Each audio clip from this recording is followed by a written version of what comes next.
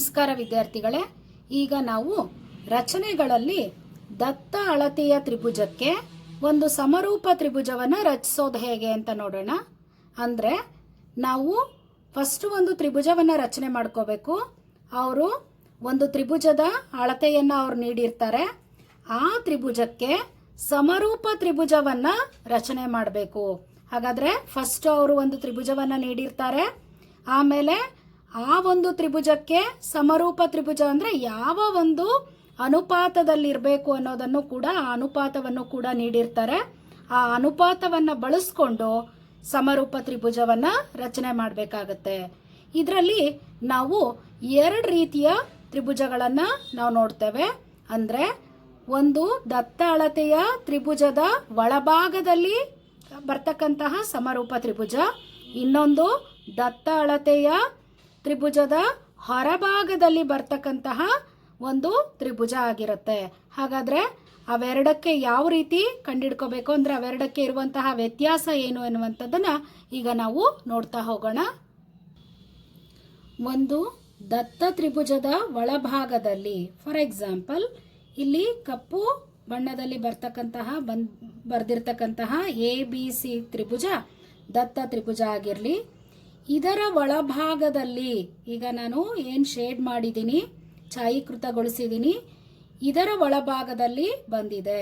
ಹಾಗಾದರೆ ಇಲ್ಲಿ ನೆಕ್ಸ್ಟ್ ಬಂದಿರತಕ್ಕಂತಹ ತ್ರಿಭುಜವನ್ನು ನಾನು A', B', C' ಅಂತ ಹೇಳಿ ಕರಿತೀನಿ. ಇದು ಈ A', B', C' ಎನ್ನುವಂಥದ್ದು ಮೊದಲು ನೀಡಿರ್ತಕ್ಕಂತಹ ಅಂದರೆ ದತ್ತ ತ್ರಿಭುಜದ ಒಳಭಾಗದಲ್ಲಿ ಬಂದಿದೆ. ಈ ರೀತಿ ಸಮರೂಪ ತ್ರಿಭುಜವನ್ನಾದರೂ ರಚಿಸಲಿಕ್ಕೆ ಕೇಳಬಹುದು. ಅಥವಾ ಇನ್ನೊಂದು ರೀತಿ ಹೇಗೆ, ಈಗ ABC ತ್ರಿಭುಜ ದತ್ತ ತ್ರಿಭುಜ ಆಗಿರುತ್ತೆ. ಈ ತ್ರಿಭುಜದ ಹೊರಭಾಗದಲ್ಲಿ ಅಂತಂದ್ರೆ ಆ ಒಂದು ಇನ್ನೊಂದು ರಚನೆ ಮಾಡಬೇಕಾಗಿರ್ತಕ್ಕಂತಹ ಸಮರೂಪಿ ತ್ರಿಭುಜ ಕೊಟ್ಟಿರುವಂತಹ ತ್ರಿಭುಜದ ಹೊರಭಾಗದಲ್ಲಿ ಬಂದ್ರೆ ಅದನ್ನ ದತ್ತ ತ್ರಿಭುಜದ ಹೊರಭಾಗದಲ್ಲಿದೆ ಅಂತ ನಾವು ತಿಳ್ಕೊಳ್ಬಹುದು. ಆಗ ಇಲ್ಲಿ A', B', C'ಗಳು ನಂತರ ರಚನೆ ಮಾಡದೇ ಇರತಕ್ಕಂತಹ ತ್ರಿಭುಜಗಳಾಗಿರಲಿ. ಈಗ ಕೊಟ್ಟಿರ್ತಕ್ಕಂತಹ ಲೆಕ್ಕ ಅಥವಾ ರಚನೆ ದತ್ತ ತ್ರಿಭುಜದ ಒಳಭಾಗದಲ್ಲಿ ಬರುತ್ತೋ ಅಥವಾ ದತ್ತ ತ್ರಿಭುಜದ ಹೊರಭಾಗದಲ್ಲಿ ಬರುತ್ತೋ ಅಂತ ಕಂಡುಹಿಡಿಯೋದು ಹೇಗೆ ಅಂದರೆ, ಅವರು ಕೊಟ್ಟಿರ್ತಾರೆ ದತ್ತ ತ್ರಿಭುಜಕ್ಕೆ ಯಾವುದೋ ಅನುಪಾತದಲ್ಲಿ ಬರೋ ಹಾಗೆ ರಚನೆ ಮಾಡಿ ಅಂತ. ಫಾರ್ ಎಕ್ಸಾಂಪಲ್ 2/3 ಅಥವಾ ಇದನ್ನು 2:3 ಅಂತ ಕೂಡ ಕೊಡ್ಬೋದು. ಈ ರೀತಿ ಕೊಟ್ಟಾಗ ನಮಗೆ ಅಂಶ ಏನಿದೆ, ಅಂಶ ಚಿಕ್ಕದಿದೆ. ಅಂಶ ಚಿಕ್ಕದಿದ್ರೆ ನಮಗೆ ಏನಾಗುತ್ತೆ, ಅದು ಇದರ ಬೆಲೆ 1ಕ್ಕಿಂತ ಕಡಿಮೆ. 1ಕ್ಕಿಂತ ಕಡಿಮೆ ಅಂತಂದ ತಕ್ಷಣ ಏನಾಗಿರಬೇಕು, ದತ್ತ ತ್ರಿಭುಜದ ಒಳಭಾಗದಲ್ಲಿ ಬರಬೇಕು ಎನ್ನುವಂಥದ್ದನ್ನು ನೋಡ್ಕೋಬೇಕು. ಸುಲಭವಾಗಿ ಅಂದರೆ ಅಂಶ ಚಿಕ್ಕದಿದ್ರೆ ನಮಗೆ ಒಂದು ಕೊಟ್ಟಿರ್ತಕ್ಕಂತಹ ತ್ರಿಭುಜದ ಒಳಭಾಗದಲ್ಲಿ ನೆಕ್ಸ್ಟ್ ರಚನೆ ಮಾಡ್ತಕ್ಕಂತಹ ತ್ರಿಭುಜ ಬರುತ್ತೆ ಅನ್ನುವಂಥದ್ದನ್ನು ತಿಳ್ಕೊಳ್ಬೇಕು. ಅಕಸ್ಮಾತಾಗಿ ಈ ರೀತಿ ಕೊಟ್ಟಿದ್ರೆ ಅಂದರೆ 3/2 ಅಂದರೆ ಅನುಪಾತದಲ್ಲಿ ಕೊಡೋದಾದರೆ 3:2 ಅಂತ ಹೇಳಿ ಏನಾದರೂ ನೀಡಿದರೆ ಆಗ ನಮಗೇನಾಗುತ್ತೆ, ಅಂಶ ದೊಡ್ಡದಿದ್ರೆ ಇದರ ಬೆಲೆ 1ಕ್ಕಿಂತ ಹೆಚ್ಚು. ಸೊ ಹಾಗಾಗಿ ನೆಕ್ಸ್ಟು ರಚನೆ ಮಾಡಿದಾಗ ಬರುವಂತಹ ತ್ರಿಭುಜ ಏನಾಗಿರುತ್ತೆ, ನೀಡಿರ್ತಕ್ಕಂತಹ ಅಥವಾ ದತ್ತ ತ್ರಿಭುಜದ ಹೊರಭಾಗದಲ್ಲಿ ಬರುತ್ತೆ ಅನ್ನುವಂಥದ್ದನ್ನು ಅರ್ಥ ಮಾಡ್ಕೊಳ್ಬೇಕು. ಹಾಗಾದರೆ ಈಗ ಒಂದು ಲೆಕ್ಕವನ್ನು ಬಿಡಿಸೋಣ. ಈಗ ಇಲ್ಲೊಂದು ಲೆಕ್ಕ ಈ ಥರ ಇದೆ. 4 ಸೆಂಟಿಮೀಟರ್, 5 ಸೆಂಟಿಮೀಟರ್ ಮತ್ತು 6 ಸೆಂಟಿಮೀಟರ್ ಬಾಹುಗಳಿರುವ ಒಂದು ತ್ರಿಭುಜವನ್ನು ರಚಿಸಿ. ನಮಗೀಗಾಗಲೇ 8ನೇ ತರಗತಿನಲ್ಲೇ ಕಲ್ತಿರ್ತೀವಿ ತ್ರಿಭುಜ ರಚನೆಯನ್ನು. ಮೊದಲಿಗೆ ಕೊಟ್ಟಿರುವ ಅಳತೆಯ ತ್ರಿಭುಜವನ್ನು ರಚನೆ ಮಾಡ್ಕೋಬೇಕು. ನಂತರ ಪ್ರಶ್ನೆ ನೋಡೋಣ.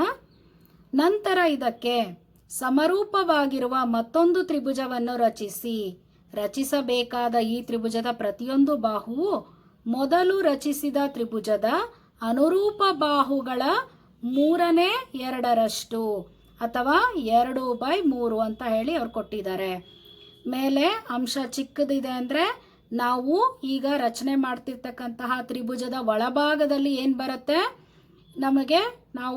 ನಮಗೆ ಬೇಕಾದಂತಹ ಅಥವಾ ನಮಗೆ ರಚಿಸಬೇಕಾದಂತಹ ಸಮರೂಪ ತ್ರಿಭುಜ ಬರುತ್ತೆ. ಹಾಗಾದರೆ ಫಸ್ಟ್ ಏನು ಮಾಡೋಣ, ಕೊಟ್ಟಿರುವ ಅಳತೆಯ ತ್ರಿಭುಜವನ್ನು ರಚನೆ ಮಾಡ್ಕೊಳ್ಳೋಣ. ಒಂದು ಕಚ್ಚಾ ಚಿತ್ರವನ್ನು ಹಾಕ್ಕೊಳ್ಳೋಣ. ಕಚ್ಚಾ ಚಿತ್ರ ಹೇಗಾದರೂ ಬರಿಬೋದು. ನಾವು ಪಾದವನ್ನು ಯಾವ್ದು ಬೇಕಾದರೂ ತಗೋಬೋದು. ಸಾಮಾನ್ಯವಾಗಿ ಪಾದವನ್ನು ದೊಡ್ಡದಾಗಿರ್ತಕ್ಕಂತಹ ಪಾದವನ್ನು ತೆಗೆದುಕೊಂಡ್ರೆ ನಮಗೆ ಸ್ವಲ್ಪ ಸರಳ ಆಗ್ತದೆ. ಹಾಗಾದರೆ ಇಲ್ಲಿ 6 ಸೆಂಟಿಮೀಟರ್ ಅಂತ ಹೇಳಿ ತಗೊಳ್ತೇನೆ. ಇನ್ನೊಂದು ಇಲ್ಲಿ 5 ಇರಲಿ, ಇಲ್ಲಿ 4 ಇರಲಿ. ಇದಕ್ಕೇನಾದರೂ ಒಂದು ಹೆಸರನ್ನು ಕೊಡಬೇಕು. ಸೊ ನಾ ಏನು ಮಾಡ್ತೀನಿ, ಎ ಬಿ ಸಿ ತ್ರಿಭುಜ ಅಂತ ಹೇಳಿ ತೆಗೆದುಕೊಳ್ತೀನಿ. ಈಗ ನಾವು ಈ ತ್ರಿಭುಜವನ್ನು ರಚನೆ ಮಾಡೋದು ಗೊತ್ತು. ಹೇಗೆ, ಬಿ ಸಿ ಬಾಹುವನ್ನು ನಾವು ಎಳಿಬೇಕಾಗಿದೆ. ನಮ್ಮ ಸ್ಕೇಲ್ನ ಸಹಾಯದಿಂದ ಪಾದವಾದಂತಹ ಬಿ ಸಿಯನ್ನು ಎಳಿಬೇಕು. ಎಷ್ಟು ಸೆಂಟಿಮೀಟರು? 6 ಸೆಂಟಿಮೀಟರ್.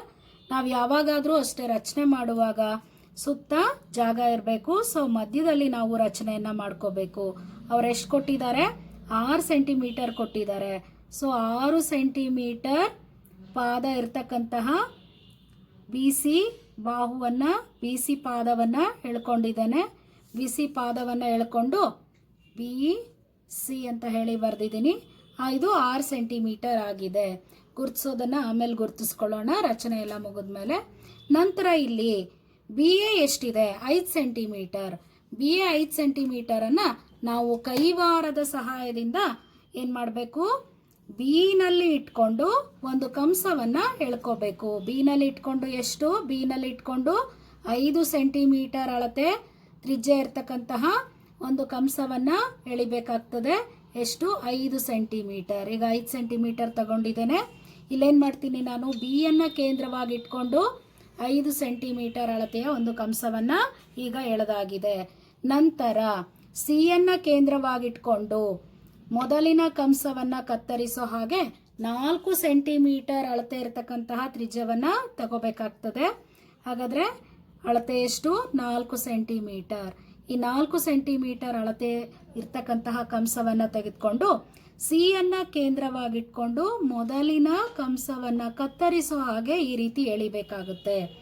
ಆಗ ನಮಗೆ ದೊರೆಯುವಂತಹ ಬಿಂದು ಎ ಬಿಂದು ಆಗಿರುತ್ತೆ.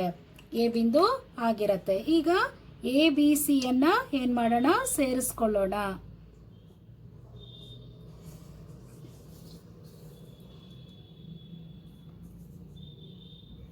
ಈಗ ಎ ಬಿ ಸಿಯನ್ನು ಸೇರಿಸ್ಕೊಂಡಾಯ್ತು. ಈಗ ನಾವೇನು ಮಾಡಬೇಕು ಅಂದರೆ, ಈ ತ್ರಿಭುಜದ ಒಳಭಾಗದಲ್ಲಿ ಬರೋ ಹಾಗೆ ಇನ್ನೊಂದು ತ್ರಿಭುಜವನ್ನು ಯಾವ ಅನುಪಾತದಲ್ಲಿರುತ್ತೆ? ಅದು 2/3 ಅಥವಾ 2:3 ಅಂತ ಕೂಡ ಕೊಡ್ಬೋದು ಪ್ರಶ್ನೆ ಕೊಡುವಾಗ. ಹಾಗಾದರೆ ಇಲ್ಲಿ ದೊಡ್ಡದು ಯಾವುದಿದೆ? ಅಂಶ ಆಗಿರ್ಬೋದು ಅಥವಾ ಛೇದ ಆಗಿರ್ಬೋದು. ದೊಡ್ಡ ಸಂಖ್ಯೆ ಯಾವುದಿದೆ ಅನ್ನೋದನ್ನು ಗಮನಿಸಿರಬೇಕು. ಈಗ ನಾವೇನು ಮಾಡೋಣ, ಪಾದದ ಎಡಭಾಗದಲ್ಲಿ ಇರ್ತಕ್ಕಂತಹ ಬಿಂದು ಅಂದರೆ ಇಲ್ಲಿ ಯಾವುದಿದೆ? ಬಿ ಇದೆ. ಇಲ್ಲೇನು ಮಾಡಬೇಕು, ನಾವು ರೇಖಾಖಂಡವನ್ನು ದತ್ತ ಅನುಪಾತದಲ್ಲಿ ವಿಭಾಗಿಸುವಾಗ ಎಳೆದಿದ್ವಲ್ಲ, ಅದೇ ರೀತಿ ಒಂದು ಲಘು ಕೋನವನ್ನು ರಚನೆ ಮಾಡಿಕೊಂಡು ಸ್ವಲ್ಪ ಏನು ಮಾಡ್ಕೋಬೇಕು, ರೇಖೆಯನ್ನು ಎಳ್ಕೋಬೇಕಾಗುತ್ತೆ. ಆ ರೇಖೆಯನ್ನು ಬಿ ಎಕ್ಸ್ ಅಂತ ಹೇಳಿ ಕರೆಯೋಣ. ಅದೆಷ್ಟು ಉದ್ದನಾದರೂ ನಾವು ಎಳ್ಕೋಬೋದು. ಈ ಕೋನ ಲಘು ಕೋನವಾಗಿದ್ದರೆ ಉತ್ತಮ. ಈಗ ಏನು ಮಾಡೋಣ, ಈ ಕೊಟ್ಟಿರ್ತಕ್ಕಂತಹ ಅನುಪಾತವನ್ನು ಗಮನಿಸ್ಬೇಕು. ಕೊಟ್ಟಿರ್ತಕ್ಕಂತಹ ಅನುಪಾತ 2/3 ಅಂತ ಹೇಳಿದೆ. ಇದರಲ್ಲಿ ದೊಡ್ಡದು ಯಾವುದಿದೆ? ದೊಡ್ಡದು ಯಾವುದಿದೆ? 3 ಇದೆ. ಆ 3 ಭಾಗಗಳನ್ನು ನಾವೇನು ಮಾಡಬೇಕು, ಈ ಬಿ ಎಕ್ಸ್ ರೇಖೆಯ ಮೇಲೆ ಗುರುತಿಸ್ಕೋಬೇಕಾಗತ್ತೆ. ಅನುಕೂಲಕರ ತ್ರಿಜ್ಯವನ್ನು ತೆಗೆದುಕೊಂಡು 3 ಅಳತೆ. ನಾವು ಎಷ್ಟು ದೊಡ್ಡದಾದ್ರೂ ತಗೋಬೋದು ಅಥವಾ ಚಿಕ್ಕದಾದ್ರೂ ತಗೋಬೋದು. ನಾವು ಆ ಚಿತ್ರಕ್ಕೆ ತಕ್ಕಂತೆ ಅನುಕೂಲಕರವಾಗಿರ್ತಕ್ಕಂತಹ ತ್ರಿಜ್ಯವನ್ನು ತೆಗೆದುಕೊಂಡು ಬಿನಲ್ಲಿ ಕೇಂದ್ರವಾಗಿಟ್ಕೊಂಡು ಸಮಾನ ದೂರದಲ್ಲಿ ಗೆರೆಗಳನ್ನು ಎಳಿತಾ ಹೋಗಬೇಕಾಗತ್ತೆ. ಬಿ ಎಕ್ಸ್ನ ಮೇಲೆ ಕಂಸಗಳನ್ನು ಈಗ ಎಳಿತಾ ಇದ್ದೇನೆ. 3 ಎಳೆದೆ. ಯಾಕೆ 3 ಎಳೆದೆ ಅಂತಂದರೆ, ಇಲ್ಲಿ ಕೊಟ್ಟಿರ್ತಕ್ಕಂತಹ ಒಂದು ಅನುಪಾತದಲ್ಲಿ ದೊಡ್ಡ ಸಂಖ್ಯೆಯ ಯಾವುದಿದೆಯೋ ಅಷ್ಟನ್ನು ನಾವಿಲ್ಲಿ ಬರ್ಕೋಬೇಕಾಗತ್ತೆ. ಹಾಗಾದರೆ ಇದನ್ನು ನಾನು B1 ಅಂತ ಹೇಳಿ ಕರಿತೀನಿ, ಇದನ್ನು B2 ಅಂತ ಹೇಳಿ ಕರಿತೀನಿ, ಇದನ್ನು B3 ಅಂತ ಹೇಳಿ ಕರಿತೀನಿ. ಈಗ ನಾವೇನು ಮಾಡಬೇಕು, B3 ಮತ್ತು ಸಿಯನ್ನು ಸೇರಿಸ್ಕೋಬೇಕು. B3 ಮತ್ತು ಸಿಯನ್ನು ಸೇರಿಸ್ಕೊಳ್ಳೋಣ. ಈಗ P3 ಮತ್ತು Cಯನ್ನು ಸೇರಿಸ್ಕೊಂಡಾಗಿದೆ. ಇದು ದೊಡ್ಡದಾಗಿರೋದಾಯಿತು. ಈಗ ಮೇಲಿನ ಅನುಪಾತ ಅಂದರೆ ಇನ್ನು ದೊಡ್ಡದಾಗಿರ್ತಕ್ಕಂಥದ್ದನ್ನು ಬಿಟ್ಟು ಚಿಕ್ಕ ಅನುಪಾತದಲ್ಲಿರ್ತಕ್ಕಂತಹ ಚಿಕ್ಕ ಸಂಖ್ಯೆಯನ್ನು ಗಮನಿಸೋಣ. ಅದು ಎಷ್ಟಾಗಿದೆ? 2 ಆಗಿದೆ. ಹಾಗಾದರೆ 1 2. ಈ ಎರಡನೇ ಬಿಂದುವಾದಂತಹ B2ಗೆ ಏನು ಮಾಡಬೇಕು? ನಾವು ಒಂದು ರೇಖೆಯನ್ನು B2ನ ಮೂಲಕ ಒಂದು ರೇಖೆಯನ್ನು ಎಳಿಬೇಕು. ಹೇಗಿರಬೇಕು ಅಂದರೆ ಅದು B3Cಗೆ ಸಮಾಂತರವಾಗಿ ಇರೋ ಹಾಗೆ ಎಳಿಬೇಕಾಗತ್ತೆ. ಈಗ ಆಲ್ರೆಡಿ ನೀವು ಹಿಂದಿನ ಕ್ಲಾಸಲ್ಲಿ ಕಲ್ತಿದ್ದೀರಾ ಸಮಾಂತರ ರೇಖೆಯನ್ನು ಎಳೆಯೋದು ಹೇಗೆ ಅಂತ ಹೇಳಿ. ಈಗ ಎಳೆಯೋಣ ಸಮಾಂತರ ರೇಖೆಯನ್ನು.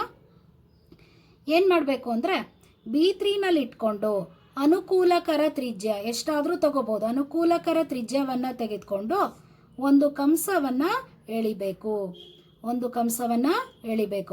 ಅದೆಷ್ಟಾದರೂ ಆಗಿರಲಿ ಅನುಕೂಲಕರ ತ್ರಿಜ್ಯ. ನೆಕ್ಸ್ಟು ಎಲ್ಲಿಟ್ಕೋಬೇಕು? ಚಿಕ್ಕ ಒಂದು ಅನುಪಾತದಲ್ಲಿರ್ತಕ್ಕಂತಹ ಚಿಕ್ಕ ಸಂಖ್ಯೆ ಯಾವುದಿದೆ? B2 ಇದೆ. B2 ಅಂದರೆ B2ನಲ್ಲಿ ಇಟ್ಕೊಂಡು ಯಾವುದೇ ಕಾರಣಕ್ಕೂ ಚೇಂಜ್ ಮಾಡಬಾರ್ದು. ಇಲ್ಲಿ ಎಷ್ಟಿದೆಯೋ ಅಷ್ಟನ್ನೇ ತೆಗೆದುಕೊಂಡು B2ನಲ್ಲಿ ಇಟ್ಕೊಂಡ್ಬಿಟ್ಟು ಅದೇ ಅಳತೆಯ ಒಂದು ಕಂಸವನ್ನು ಎಳ್ಕೋಬೇಕು. ಸ್ವಲ್ಪ ಅಷ್ಟೇ ಇರಲಿ.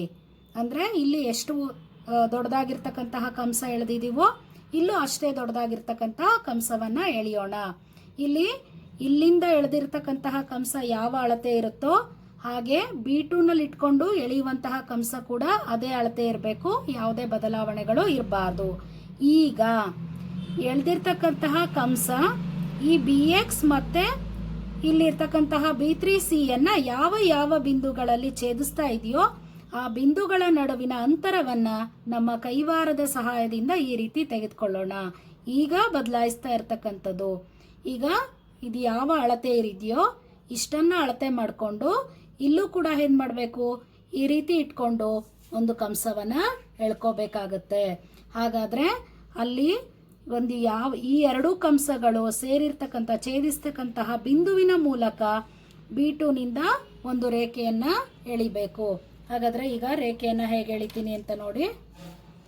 B2ನಿಂದ ಈ ಎರಡು ಕಂಸಗಳು ಛೇದಿಸ್ತಿರ್ತಕ್ಕಂತಹ ಬಿಂದುವಿನ ಮೂಲಕ ಏನಾಗಬೇಕು? ಹೋಗ್ಬಿಟ್ಟು BCಯನ್ನು ರೀಚ್ ಆಗಬೇಕು. BCಯನ್ನು ಸೇರ್ಕೋಬೇಕು.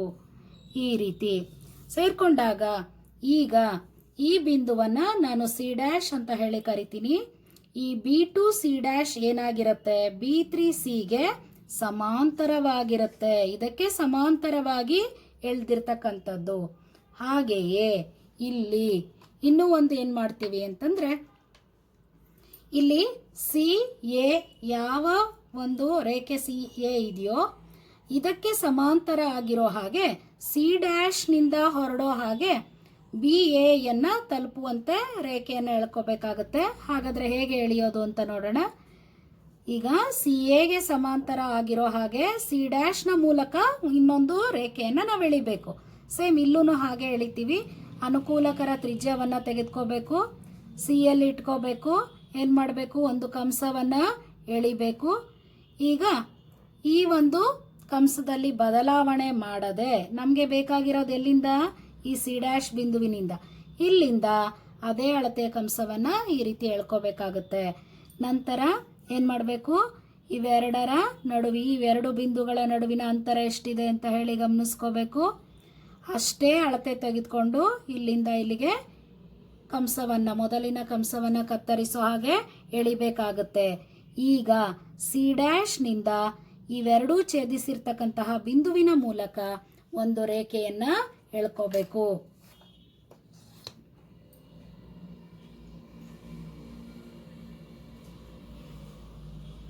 ಈಗ ಎಳೆದಿರ್ತಕ್ಕಂತಹ ರೇಖೆಯನ್ನು C' ಇಲ್ಲಿ ಇದನ್ನು A' ಅಂತ ಹೇಳಿ ಕರಿತೀನಿ.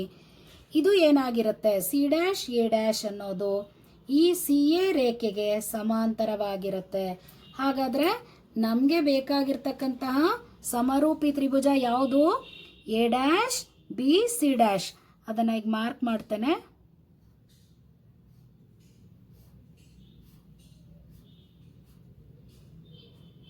ಹಾಗಾದರೆ ಇಲ್ಲಿ ಏನು ನಾನು ಈಗ ಛಾಯೀಕೃತಗೊಳಿಸಿದೆ, ಈ ಒಂದು ಛಾಯೀಕೃತಗೊಳಿಸಿರ್ತಕ್ಕಂತಹ ತ್ರಿಭುಜವು ಕೊಟ್ಟಿರ್ತಕ್ಕಂತಹ ಅಂದರೆ ದತ್ತ ಅಳತೆಯ ತ್ರಿಭುಜ ಏನು ಕೊಟ್ಟಿದ್ದಾರೆ ಇದಕ್ಕೆ ಸಮರೂಪಿಯಾದಂತಹ ತ್ರಿಭುಜವಾಗಿದೆ. ಯಾವ ಅನುಪಾತದಲ್ಲಿ ಸಮರೂಪಿಯಾಗಿದೆ ಅಂದರೆ 2/3 ಅಥವಾ 2:3 ಅನುಪಾತದಲ್ಲಿ ಇದು ಇದೆ. ಹಾಗಾದರೆ ಇದರ 3/2 ಇರುವಂತಹ ಒಂದು ತ್ರಿಭುಜ ಇದಾಗಿದೆ.